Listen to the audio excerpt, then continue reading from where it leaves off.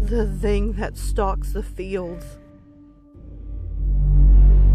It was a few weeks ago that the hay bales started creeping slowly away from my house. Every morning when I woke up, each had moved a few 100 feet from where it was before. I assumed it was a prankster with nothing better to do, so I ignored it. Within a few days, though, the bales began to approach the boundaries of the farm. I was tired of the whole game by then, and decided to move them back. It took a tedious hour to bring them all from where they were to over by the house again, and by the time I was done, I was ready to snap the neck of whatever little peasant was deciding to screw with me.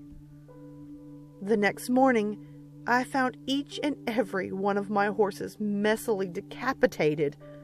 The smell was what woke me up. Each one was slumped over against the side of its stall. There was no sign of the heads. I spent the rest of the day cleaning up the mess and burying the remains. It was only when I was done that I noticed. The bales of hay had all returned to their positions from the day before, scattered far out into the fields. This time I left them where they were.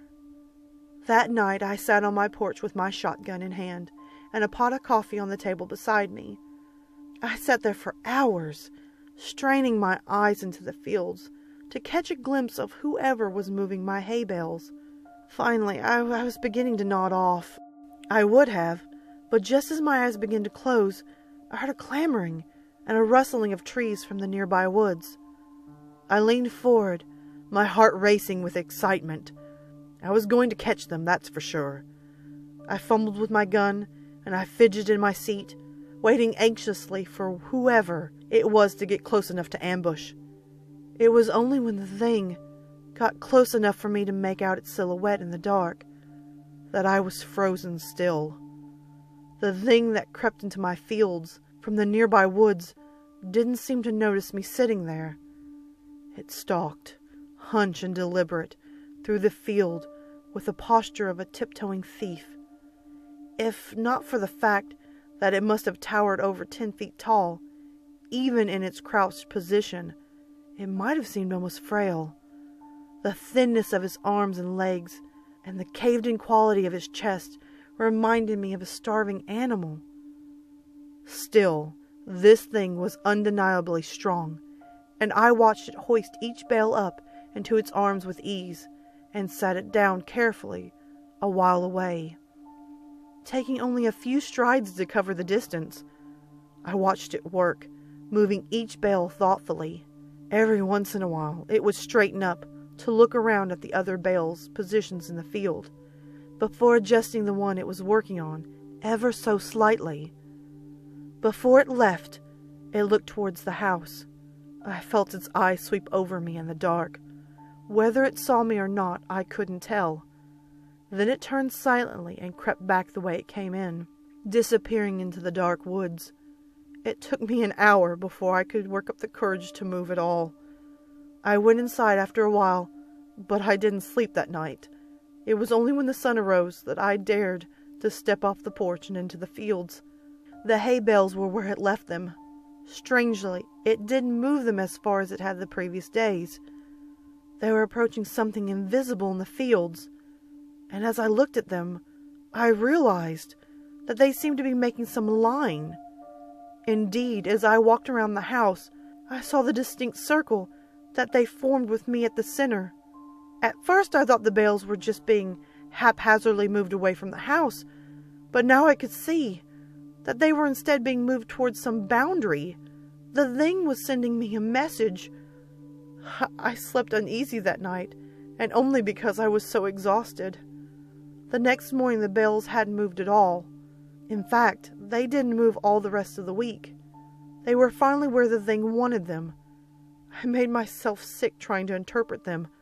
Why would this thing expend so much energy moving my hay bales? and threatened me with such violence should I try to interfere. Killing my horses was just that, a threat, an intelligent threat. It knew what would scare me, and it knew that I understood the implications. The sound of an automobile working its way along the road to my farm one morning gave me a little rush of excitement. I'd been planning to abandon the farm since I saw that thing, but I couldn't hope to leave on foot without risking it treating me like it treated my horses. But if I could get in the car with whoever was coming my way, I might be able to escape before it could stop me. I didn't know or care who it was. I decided that the moment they stopped the car, I was going to jump in the passenger seat and tell them to get the heck out of here. I didn't get the chance. The car worked its way slowly along the road, trundling across the uneven ground. I urged it silently to hurry. It was when it passed between the two bales, placed on either side of the road, that I began to hear a booming clattering from the woods. The thing bursted suddenly from between the trees, sprinting on all four of its terrible gangly limbs toward the car. Within a few seconds it was there, pouncing on the automobile like a predatory cat. Within moments it was picking and peeling the vehicle's steel frame apart, working to get at the driver.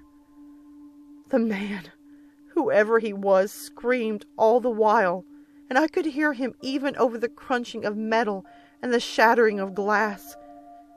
It was only when the thing crushed him carelessly in his hands that the screaming stopped.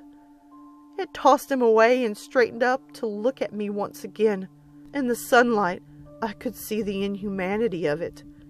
It was composed entirely of something awful and alive, which was lashed together in a messy semblance of a human form. Whatever it was made of looked so polished and hard that if it weren't for the minute withering of the stuff, I'd think it might have been made of granite. The thing retreated back into the woods, and I was left to my shock. My eyes wandered to where the car sat, the engine still sputtering, between two of the hay bales. Suddenly, I understood. The message was clear. I am this thing's captive, and I'm not allowed visitors. Nothing may cross the borders it has set. I'm trapped here by the thing that stalks the fields, and it demands nothing except that I never leave. Still, I don't know if I can handle being that thing's canary. I've been thinking hard for the last few days, since I saw it crush that man's chest and silence him before he could finish his scream. If I cross the hay bale's border, it'll probably do the same. It has smashed my skull before I could put my hands up to protect myself. It'll go and find a new pet, and probably keep looking until it found someone who could stand knowing that it was waiting just outside, watching it at all hours with its shiny insect eyes. I've been thinking hard for the last few days, and I just might make a run for it.